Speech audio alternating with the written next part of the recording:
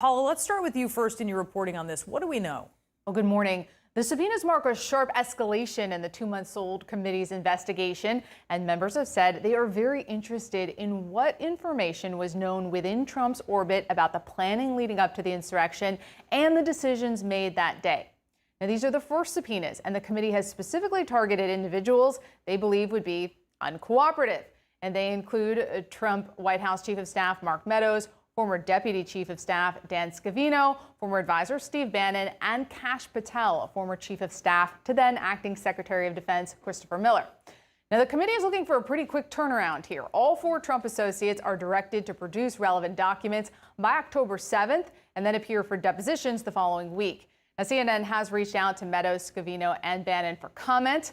Patel, in a statement, said that he was disappointed but not surprised that the committee had subpoenaed him before seeking his voluntary cooperation. And the committee is, though, they're prepared for resistance. If these folks refuse to comply, the committee can refer them to the Justice Department and try to get that matter into court. And look, that can take some time, but the committee has said it believes the Biden Justice Department will help them pursue criminal contempt where it's justified. And you know, Congresswoman, it's so interesting. Paula's reporting here. They know they're going to get fought on this. They know that these confidants to the former president don't want to disclose information, even if it isn't protected, even if they should disclose it. You accompanied law enforcement officers who were there, who suffered what happened on January 6th. You accompanied them up on the Hill. What do they and the American public deserve to have come out? Well, I also, in a prior life, was a chief counsel on the investigative committees during the Clinton administrations. And what we always argued, and these were Republicans obviously making this argument, is that Congress's power, investigative power, is strongest when there's fraud, abuse, and maladministration of justice. And that's what, or maladministration in an agency. And that is what is alleged here. And that's why these individuals who are very close to the president are being rightfully targeted, I would say. And if they don't cooperate and don't turn over those documents, they are not going to have any valid claims of executive privilege. And they will be able to quickly move that process through. I think the committee should already be firing up and writing those contempt reports. But secondly, if they do not agree to testify and if they take the Fifth Amendment, you don't have to just take the Fifth Amendment. Thanks to one of the bills that we passed in the 90s, Republicans passed, at the behest of Newt Gingrich, you have to come before the committee and take that Fifth Amendment oath, claim that Fifth Amendment on camera, in front of the committee. And then what the committee can do is they can take all those other documents that they have gathered and all the other testimony that they've already had, testimony like that from the Justice Department officials, Jeff Rosen, the Deputy Attorney General, who said Mark Meadows was calling him, asking him for those things. And while that witness is sitting there, you say, Mr. Meadows, isn't it true that you said, and you read all those things into the record.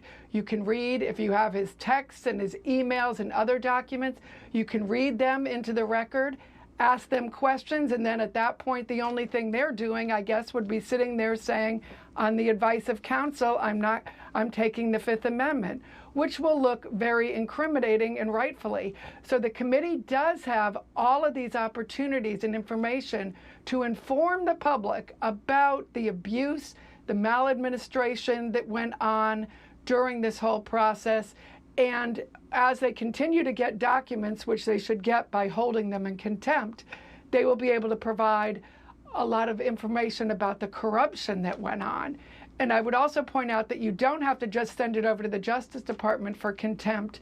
There's another method that hasn't been used in a long time, but has been upheld by the court, where you bring them before the House of Representatives itself, you try them and vote on contempt on the House floor, and then if they don't testify or provide documents, you take them into custody. And if they are held in contempt, you can get up to a $100,000 fine and a year in prison, up to a year in prison. So these aren't pleasant outcomes. I think the committee is serious, and they will also have a lot of other lower level witnesses who aren't going to want to spend that money on lawyers, spend that money on fines, and probably are already cooperating and will have information on their own in addition to all the books that we've seen. One of the folks getting subpoenaed here is Steve Bannon. We learned recently in the book Peril from Bob Woodward and Robert Costa that he was talking about, he was very much the one pushing Donald Trump to make January 6th the day of reckoning. He talked about killing it in the crib, killing the Biden presidency in the crib by convincing people that it is an illegitimate presidency and should essentially just be ignored. And Bannon basically confirmed this on his podcast. Let's listen. We need to kill the Biden presidency in the crib. That was the phrase based on our reporting in that conversation. Yeah, because of his legitimacy. Just let this go what this illegitimate regime is doing.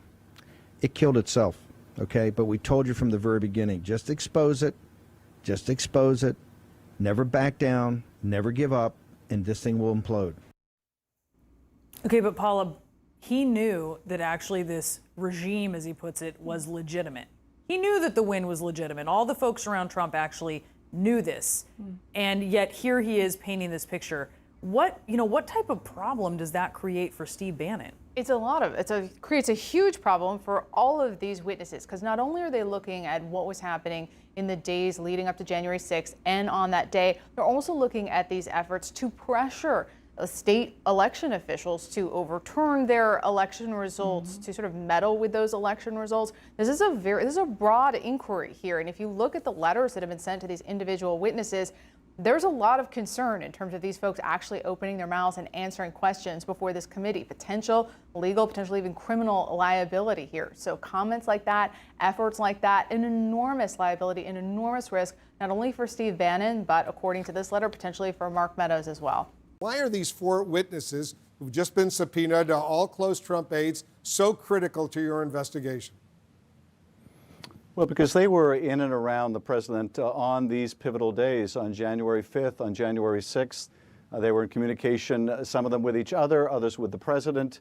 And we want to know, what was the administration aware of in the run-up to January 6th? What did they know about the propensity for violence among those that were being rallied to come to this Stop the Steal event, as the president's campaign billed it? What was going on at the Pentagon? And this will help us fill out the picture of what led to that bloody insurrection. And we need to know all the facts in order to be able to protect the country going forward.